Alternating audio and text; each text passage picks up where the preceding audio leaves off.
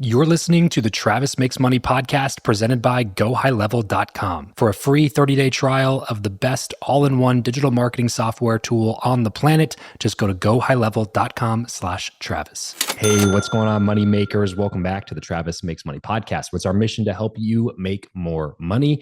If you're new to the show, we release brand new conversations with unconventional money makers every single day of the week. So you might be listening to this on maybe a different feed or something like that. So if you have not yet, please be sure to go to your podcast app of choice right now, follow the show, subscribe there so you never miss an opportunity to make more money. And while you're there, if you want to leave us a rating review, we'll be eternally grateful to you, as it really does help us out tremendously. Today on the show, we're talking about vocal coaching with my new friend, Valerie Morehouse.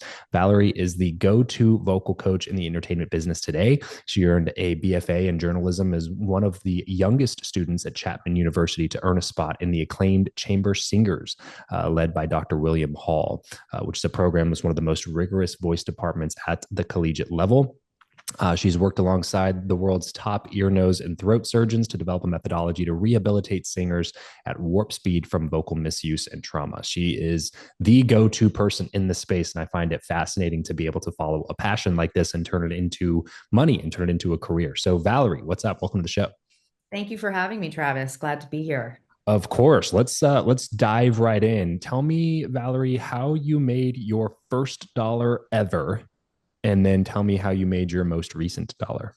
Oh, wow. That's an interesting question. My first dollar ever was probably singing at church. I had a job, I was 12, Wow. cantor all the masses at my local church in Huntington Beach. And so I grew up in that church and went to school at St. Simon and Jude.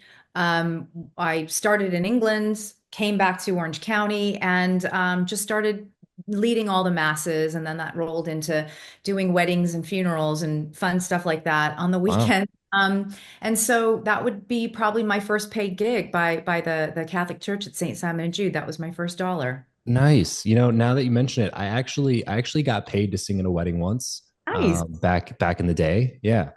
So something we have in common. But Yeah. obviously, you did a phenomenal job with it, and I did it one time. So that's the difference.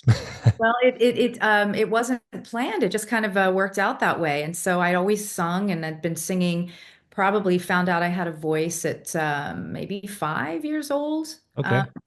One of my teachers called my parents and said she's got perfect pitch and she's got vibrato and she's doing all these things. And they're my Wow. parents were like, well, no, we know she loves to sing, but they didn't. My parents were not musicians. Yeah. So we just sort of cultivated and started there. And then I got this church job at 12, 13 years old and never looked back. So that was my That's first dollar. My most recent dollar, oh gosh, well, it's a myriad of things, right? It's money from I wrote a book, and that's definitely not a money maker. It's just a passion. I think writing a book is a very difficult endeavor for most people, unless you're a huge celebrity or a J.K. Rowling's. I mean, you're not, I don't know. It's very tough, yeah. but you Yeah. have to want to say something and it has to be something important. And I felt like I had something very important to say. So I do make a dollar off of that and vocal coaching, just rehearsals and training my singers. Yeah, I love that. What point? So you said neither one of your parents were musicians, or like they didn't sing, none of that stuff. No, nobody in my Wow. family. My father played a couple little instruments for fun when he was younger, but he was an engineer, and Okay. he loved to sing, but my mom can't sing at all. Nobody in my family, anywhere on any side, anywhere that I can find, Wow. sing. So it So was literally just kind of like a natural gift that you were given at a young age, but you obviously ended up also working on the skill as well, yeah, which is kind of a question that I have for you, Valerie, being a vocal coach. Can anybody learn to sing? I get that question a lot. Most people can learn to sing, and I think you'd be very surprised to know that only 2% of the population is actually tone deaf. So I was just telling this to a client of mine yesterday. I turned away maybe two or three people in my very decades and decades career. One of them was very grateful, and one of them was really angry. And I just said, I can't in good faith take your money. This is not your thing. You should take piano or guitar. This isn't a boulder uphill. But most people you can teach to sing, Ouch. but you really have to, yeah, but you really have to have the patience for it, and Yeah. it's like Yeah. ear training. You can train their ear. Sometimes the singer hears it input, but output, it's not working because their anatomy is not working properly. So they're like, I can hear that C coming into my ear, but it's coming out flat or sharp. It's because they're nervous or the anatomy's not doing what they need to do. It Hmm. takes a lot of patience to take a singer from a beginner unless they have real raw talent. So I usually give those to my associate coaches. Yeah, yeah, yeah. Just to offload them fairly quickly. Yeah. Exactly. Yeah. At what point did Them. you? We still love beginners. Beginners are fun. It's not that it's just that you get busy and you have to prioritize. And Yeah, the, sure. to answer your question, many people can sing. They just need to be taught. Sometimes it's just a little bit longer of a process than others. The voice is another instrument, and it can be trained. It is, well, it's athletic. So I liken it Hmm. to, I'm a runner. I'm a Pilates girl. I taught, back in the day, aerobics, and I do all kinds of things that are very, very active. I ran track. I was a gymnast. And so you have to liken the voice to sports because everything is athletic. So I also train some football players. I train a Major League Baseball player. I train guys who are football players now that have just left the NFL and they're looking to broadcast. I Oh, yeah. rehabilitated Joe Buck. If you know who Joe Buck is, Yeah. announces football, baseball. Having vocal cord issues or a surgery that went wrong and they pulled the tube out too quick and now you've got a paralytic cord. I deal with nodules, polyps, all kinds of terrible, terrible voice disorders that I work with the ear, nose, and throat doctors to rehabilitate. Wow. So, it's a very, people don't realize how much goes into it. Just because you have an amazing voice doesn't necessarily mean you know how to use it and you have currency. And so you take a really good football player, baseball player, you don't get to the NFL or the NBA and say, I'm not going to train with my coach. I'm just going to show up game day because I'm that good. You're going Yeah. to get injured. You're going to get hurt at a certain point. So you need to be able to see the singer, listen to what their problems are, what's working, what isn't, and why, and make those adjustments. And so they have longevity, safety, and currency live. At what point did you realize that you could turn this into a career? I want to say probably my 20s. I was working in the music business. I was going to be an artist. I was going to be a singer. I was going to write. I was going to do everything my clients now do. And I found out very quickly I worked for Madonna's label at Maverick Records. I found out very quickly, actually, that I did not want that lifestyle. Hmm. Uh, Napster hit, people were pirating music. And I thought, oh crap, we're not going to be selling CDs anymore for 15.99. Streaming wasn't even a thing, but I knew that there was going to be a problem. Yeah. And I knew that the only way these singers were going to be able to to function is and to make money is to tour and like tour like they've never toured before. So everything comes from live touring. That's where the revenue is. So I knew very quickly that these singers were in trouble, and I had had nodules myself as a teen. And I knew how difficult that was to unravel. And I felt like there wasn't a lot of people around at the time in the 80s to help me. There wasn't a lot of people that really understood how to rehabilitate the singer. We had speech therapists that help with people with speaking disorders, but we didn't really have a lot of teachers that I could see that worked with the doctors that understood how to trailblaze that path. And so I figured out I wanted to do it as a living and monetize it probably in my mid to late 20s. Wow. Okay. So fairly early on then.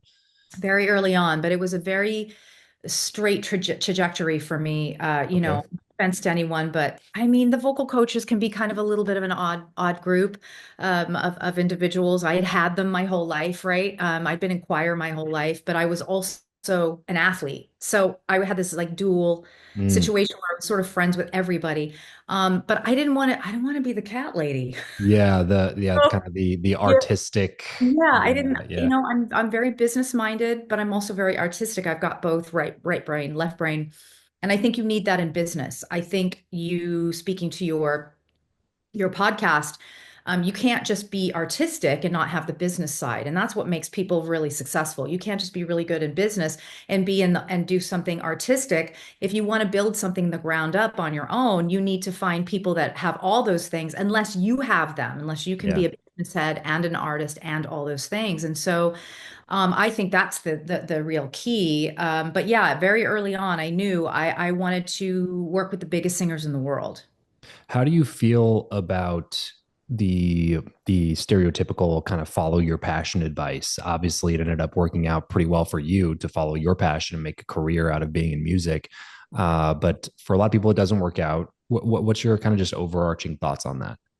Well, I think to the point that we were just making and talking about is that yes, you can follow your passion, but that doesn't always work out. You can be passionate about drawing and painting, and you may never sell a piece of art. You have to understand the business side of it. Hmm. You have to understand people. You have to build trust with people. You have to get out there and hustle. You have to meet people. You have to have relationships with people, and you also have to understand that it's a marathon, not a race. I think that live in a culture now of younger people, I will say, that want everything now. Yeah. They're entitled, not all of them. Some of them are very hardworking, but they tend to be a little bit more entitled. They have low, that maybe not very long attention spans because of TikTok and Instagram. Everything's fast, fast, fast. So they want everything fast, fast, fast. And I think that's a big mistake. For me, I knew that it was going to be a career, a lifelong situation, Hmm. and that every year I try to beat my last year, and I go, okay, I made this. So I walked away from the music business. I had a nice job. I had medical benefits, dental. I had a 401k. I had security, right? And I left it. I just walked out one day. I just packed my bags and I said to my boss, I can't do this anymore. Hmm. I knew I didn't want to work for anybody. I knew I wanted to be my own boss. That I knew. And I definitely would tell people, you half the battle is understanding what you don't want, right? Instead of what you do want. And I Yeah. definitely knew what I didn't want. I wanted autonomy. I wanted freedom. I saw people in my on the label end, they cut the top, the older guys and women, they go younger because they can pay them less money. And I thought, I don't want any part of that. I want to build something on my own. So Yeah. I think passion is really wonderful, but you have to have a business acumen on top of that as well. And you have to understand how those two worlds come together. Well, it seems like you kind of mastered the the passion pivot as well. Just Yes. because your initial thought is I want to be an artist or I want to, be a touring musician or have people be singing my songs on the radio or whatever, it doesn't mean that that's always going to be the exact picture of how it ends up working out. However, you were able to take that passion and pivot into an industry adjacent career where you can still find all of the fulfillment, all of the happiness, and even more so because you gained the clarity that you don't even want this thing to begin with. But you wouldn't Right. have been able to get to that point had you not taken the initial steps to be in and around that space anyway, to get the behind the scenes view of what was really going on in order for you to make a decision that was like, you know what, I think I'm going to just do this thing instead because that actually is more what I want in my life. Right. And I think, for me, I wasn't a super strong writer. And I have a very clean voice, so I can kind of sing anything I want to sing. But, with musicians, you have a certain style or a tone to your voice, right? And so that doesn't come along every day. It's just sort of a special sound. And so I think you have to be honest with who you are, what your talents are, and you really have to swallow your ego and your pride, and you have to look at it, put your cards on the table and go, okay, first of all, what is my biggest strength? Right? And how can I monetize that strength? And I think I did that, like I said, at a very young age.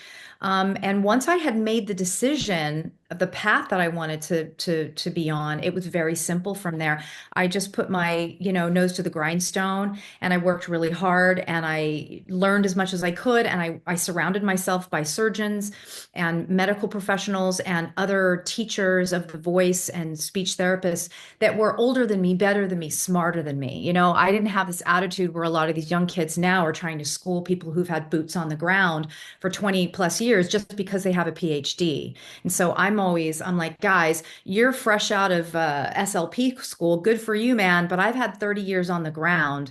So if I were you, I would ask me questions, not the other way around. And Yeah, right. and that's the big thing too, is that you have to be able to surround yourself by people that are better than you and ask questions and not be afraid, not let your ego get in the way.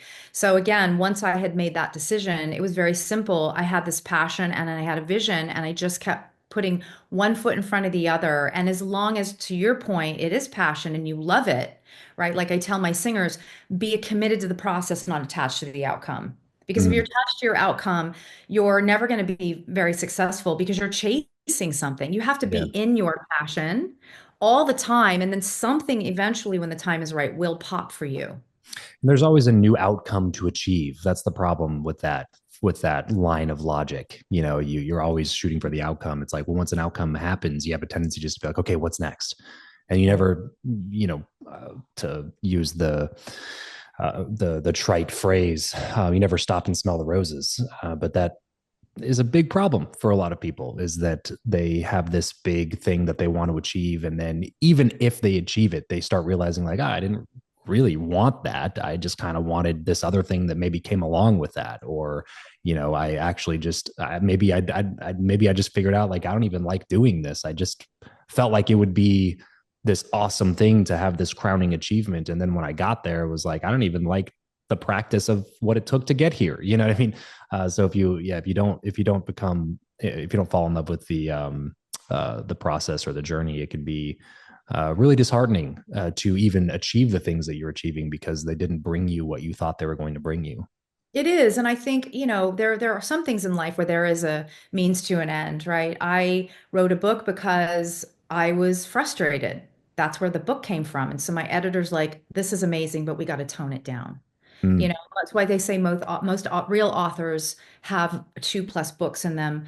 Other authors probably will only write one in their life. I don't know what category I'm going to fit into yet. She wants me to write another, but man, I don't know.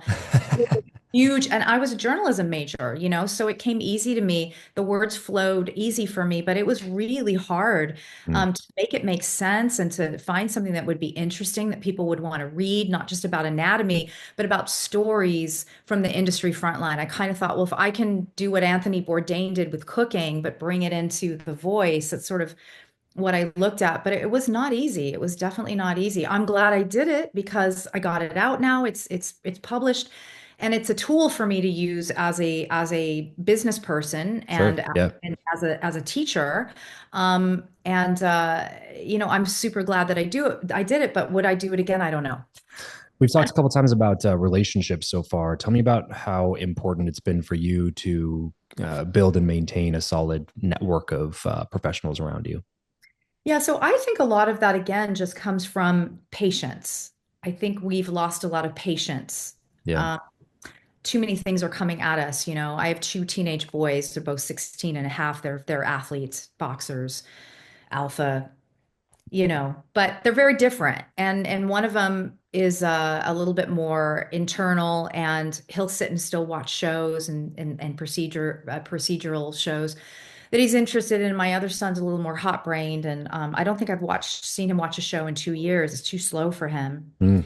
And he's one of the kids that I feel like I'm an old school parent. We keep him as much off the phone as possible, but it's this scrolling. So there's no patience anymore. Hmm. And I think patience is a huge thing that we have to look at. And just for me, it was one day, the next week. And I always had goals. I always had milestones, but I knew that it was going to be a lifelong thing. And I think I had the Yeah. patience to see it through, versus I want to get to this. And like you said, and now I'm going to do this. And so I think you have to like what you do.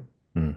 I don't think you have to love what you do, but you definitely have to like what you do, and you have to feel like you're getting compensated for what you're giving, right? Yeah. And I Yeah. think that's half the battle. And so I think if you have those things, it's a like, and you feel that you're being fairly compensated. I think that's pretty good, Yeah. and patience is really, really important.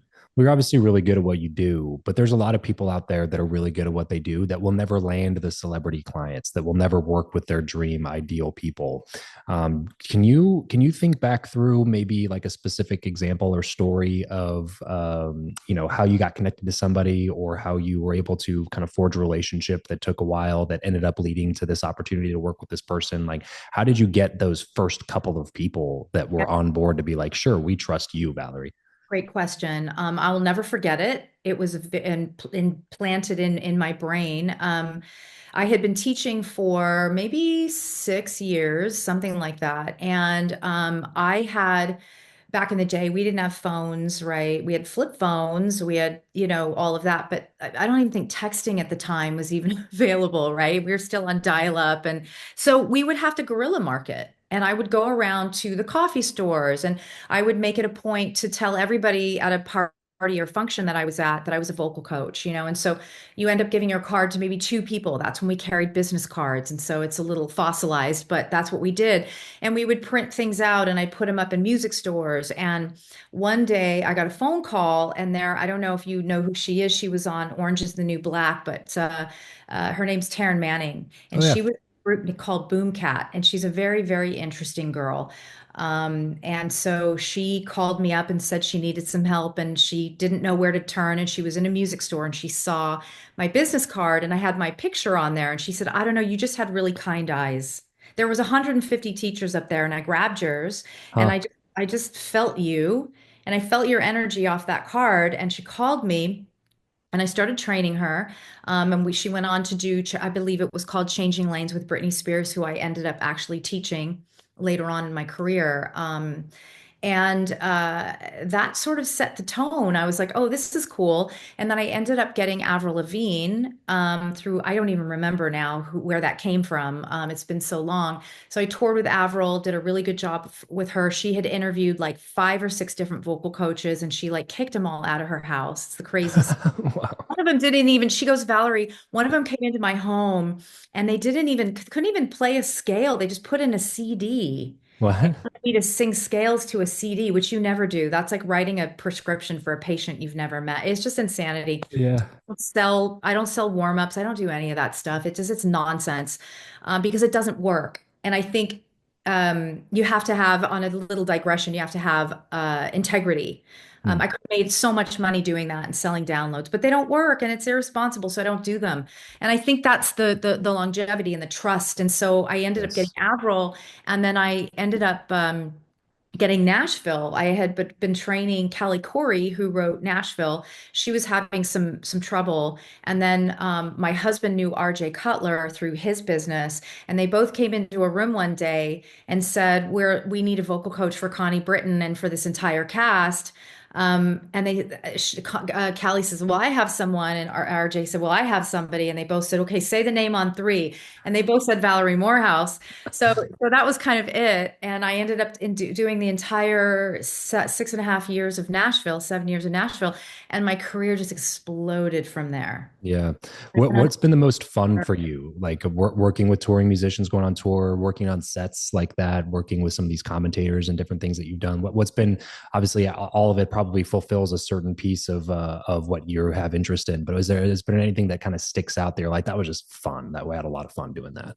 Yeah, so I think I like working on films actually, because I love my singers, but I find them a little bit lazy. I find that actors are a little bit more disciplined, and so they have read scripts and they have to prepare sides and they have scene partners and they have a team and they're Yeah. responsible for that scene partner and they're responsible for whomever they're in, on that day. And so they understand how to work hard. They have a really good work ethic. And they're actually most of them are quite beautiful musicians. They just don't even know it, but it's just something in them that they have inherently. And so I enjoy that. I did Jessica Chastain for The Eyes of Tammy Faye.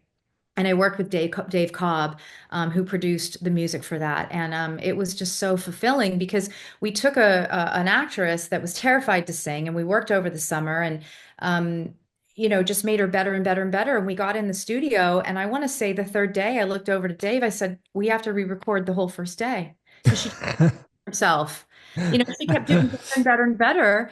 And then he looked at me and he goes, "You're right. We got to re-record all the stuff we did on day one." And so that type of thing is really fun for me because there's discipline there, and I'm very much about discipline. Yeah. Yeah. So and I expect my clients to be very disciplined as well. I'm like the den mother, So those have been the funnest projects. Tours are very hard.